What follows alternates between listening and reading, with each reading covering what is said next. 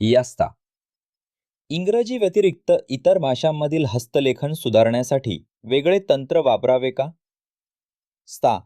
होय, नक्कीच. प्रत्येक भाषेची स्वतःची एक खास लिपी असते. म्हणजे तिचे स्ट्रोक्स, जोडाक्षरे आणि वेशांचा प्रवाह वेगळा असतो. उदाहरण द्यायचं तर इंग्रजीमध्ये ए ते झेड हे सरळ स्ट्रोक्समध्ये लिहिले जातात. पण मराठी किंवा हिंदीमध्ये मात्र जास्त वळणं, उंची आणि शिरोरेषा म्हणजे टॉप लाईन असते.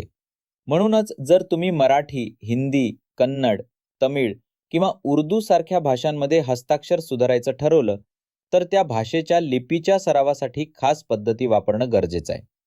स्ट्रोक्सवर नियंत्रण, जोडाक्षरांची स्पष्टता आणि अक्षरांची रचना ही सगळी कौशल्य भाषा बदलल्यावर थोडी वेगळी शिकावी लागतात.